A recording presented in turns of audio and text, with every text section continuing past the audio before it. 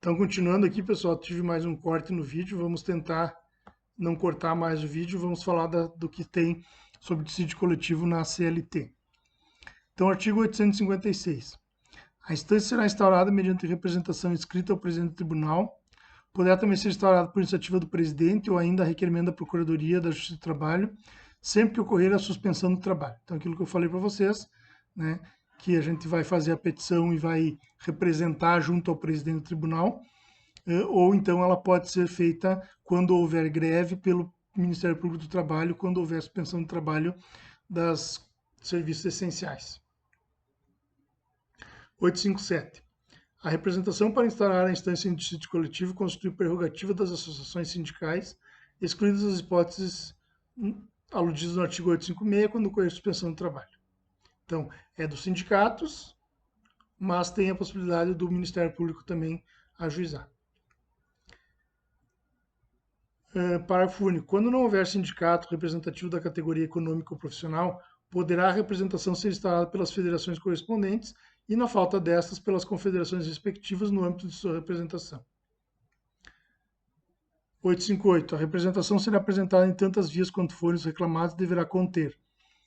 Em tantas vias quanto forem os reclamados, hoje a gente não aplica mais, porque hoje o processo é eletrônico, e sendo o processo eletrônico, a gente vai lançar no sistema, e o sistema que vai produzir, digamos assim, as vias que deverão ser levadas ao conhecimento da parte contrária.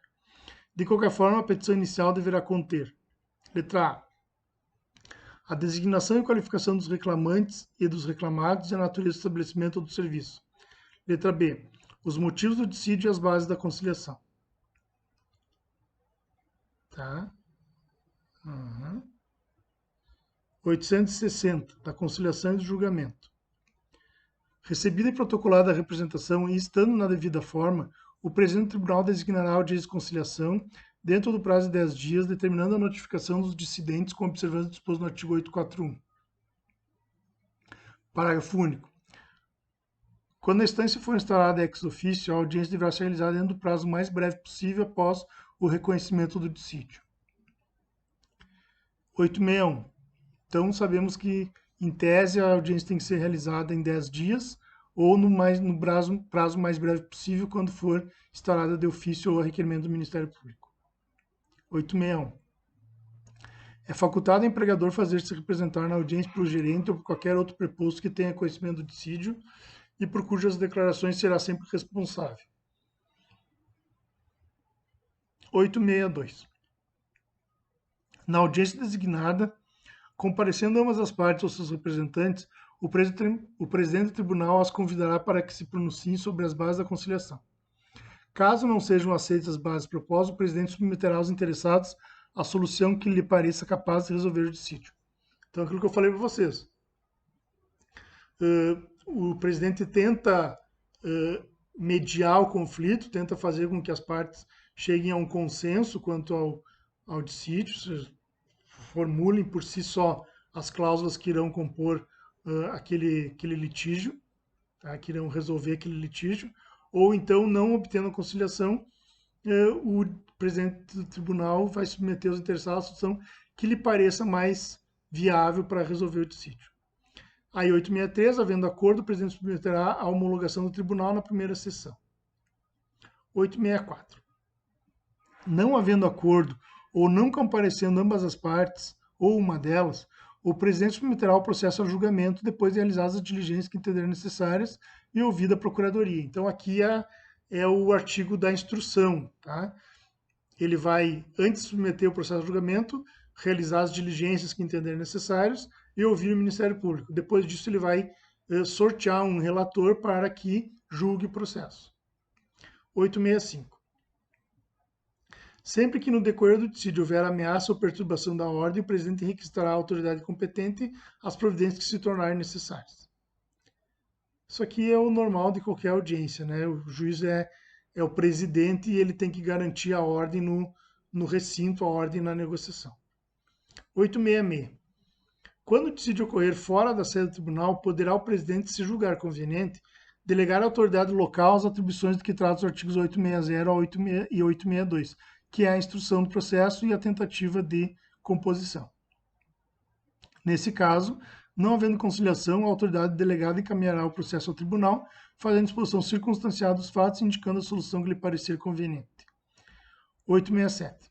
Da decisão do tribunal serão notificadas as partes ou seus representantes em registrado postal com franquia, fazendo-se outro sim a sua publicação no Jornal Oficial para a ciência dos demais interessados.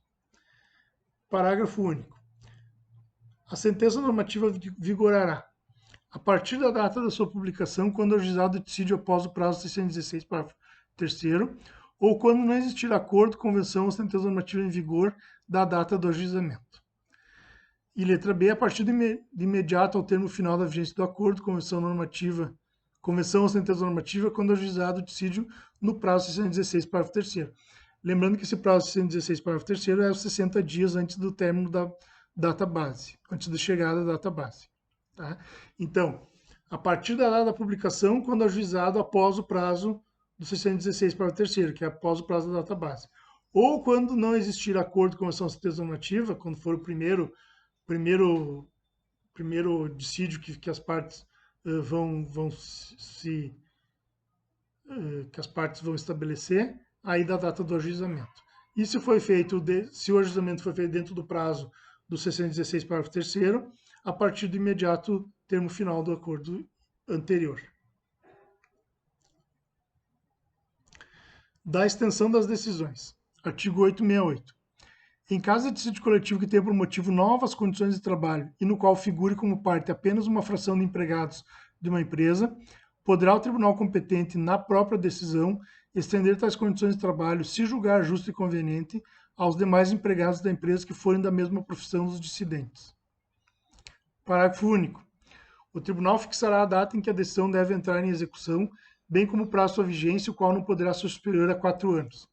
Então, o limite para vigência da sentença normativa é de 4 anos. 869. A decisão sobre novas condições de trabalho poderá também ser estendida a todos os empregados da mesma categoria profissional compreendidos na jurisdição do tribunal. Letra A. Por solicitação de um ou mais empregadores ou de qualquer sindicato destes. Letra B. Por solicitação de um ou mais sindicatos de empregados. Letra C. Ex officio pelo tribunal que houver proferido a decisão. E letra B. Por solicitação da Procuradoria da Justiça do Trabalho. 870. Para que a decisão possa ser estendida na forma do artigo anterior, torna-se preciso que 3/4 dos empregadores e 3/4 dos empregados ou dos seus respectivos sindicatos concordem com a extensão da decisão. Parágrafo 1º, o tribunal competente marcará prazo não inferior a 30 dias, nem superior a 60, a fim que se manifestem os interessados. Parágrafo 2º, ouvidos os interessados, a Procuradoria da Justiça do Trabalho será o processo submetido ao julgamento do tribunal. Sempre que o tribunal estender a decisão, marcará a data em que a extensão deve entrar em vigor. Esse é o artigo 871. E aí o artigo 872 fala do cumprimento das decisões, ou seja, das ações de cumprimento. Celebrado o acordo ou transitado em julgado a decisão, seguir-se ao seu cumprimento sob as penas estabelecidas neste título.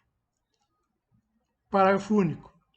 Quando os empregadores deixarem de satisfazer o pagamento de salários na conformidade da decisão proferida, poderão os empregados dos seus sindicatos, independentemente de outorga de poderes de seus associados, juntando certidão de tal decisão, apresentar reclamação à junta ou juízo competente, observado o processo previsto no capítulo 2 desse título, sendo vedado, porém, questionar sobre a matéria de fato e de direito já apreciada na decisão. Essa é a questão do cumprimento das decisões no dissídio coletivo. Falei, então, para vocês que o recurso é ordinário, né? Acho que falei isso aí já, que o recurso é ordinário, que as cláusulas são econômicas, sociais ou sindicais. E era isso que nós tínhamos para falar sobre o dissídio coletivo, mesmo com os cortes dos vídeos, espero que tenham entendido. E eu me coloco à disposição de vocês para o que for necessário. Até a próxima aula, uma boa noite e um grande abraço.